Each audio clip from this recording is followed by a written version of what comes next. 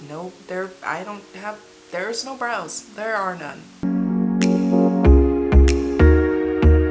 So as it is painfully obvious, I have no brows on. Currently, I like doing my brows right after foundation. So I have foundation and concealer on, and let's move right into brows. First thing I'm gonna do is take a spoolie. The brush that I've been enjoying for my eyebrows is the Morphe M158. This has a spoolie on one side and a angled eyeliner or eyebrow brush on the other. So I just like to brush out my hairs just to get rid of any extra product that might be coating the brows, brush everything out, and get ready for the next step. Then I'm taking the Urban Decay Browblade. I'm using the shade Blackout. I'm taking the waterproof pencil first, and I'm going to draw a line under my brow and outline the shape of my brow. And I try to keep a relatively light hand. I use lots of short motion so it's easier to blend out.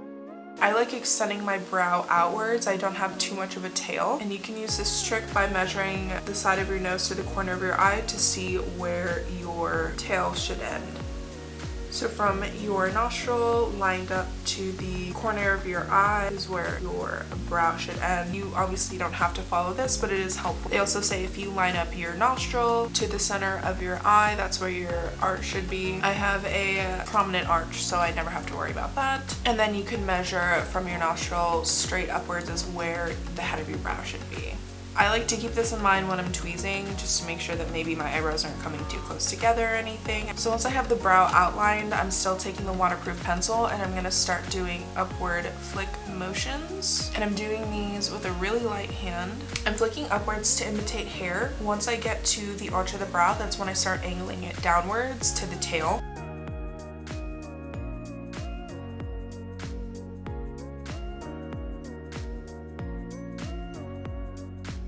Now my brows look fuller, but they're definitely not complete yet. Now is when I like to take Benefit Kabrow. I have the shade 6 to match my hair the best. Now I'm using that Morphe brush and the Benefit Kabrow. Taking Benefit Kabrow just a tiny little bit on my brush. When I say tiny bit, I literally mean like I'm tapping the product in there and scraping it off on the sides. You can see I have a ton of extra fallout that's just collected on the side from me scraping out my brush. This part I definitely take my time on. I try to build this product up the most towards the outer part of my brow and leave the head of the brow a little bit more sparse for another product.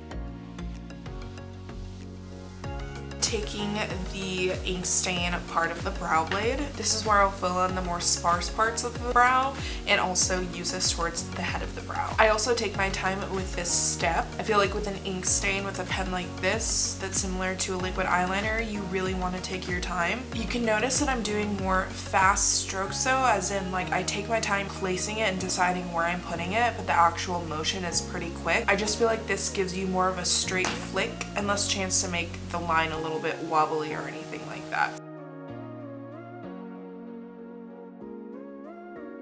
So my brow usually looks really crazy like this, and that's totally fine.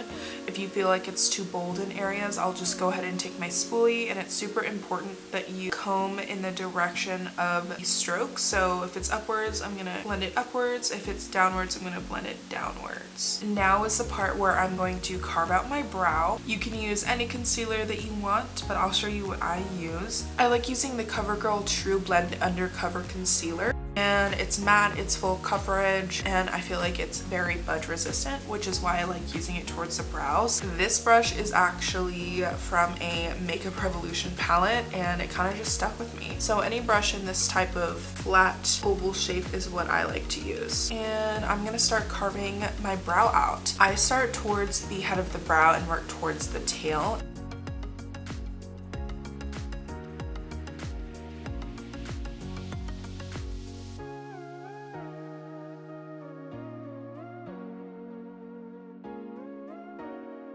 Once I have the underside carved out with concealer, I'll take my concealer brush with no extra product on it and kind of softly outline the top of the brow, softly shape the brow.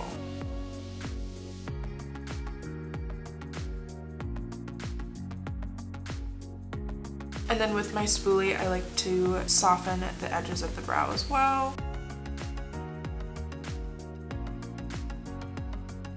And then because I like a little bit less structured brow, a little bit more bushy on the top, I'll take my Browblade again with the ink stain and I'll just kind of make it a little bit more realistic, a little bit more messy again, and a little bit more feathered.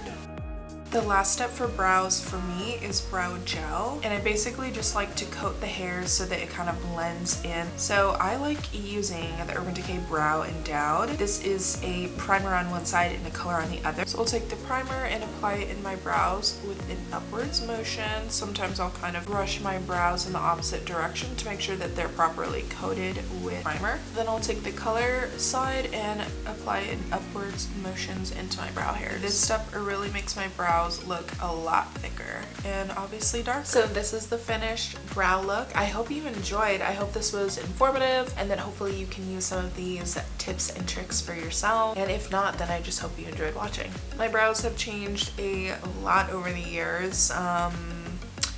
Every year I kind of have a new style. This is the one that's really stuck with me. I feel like it frames my face the best, suits my face the best, and also wears the best. If you enjoyed this video, please leave a thumbs up and comment down below what your favorite brow product is.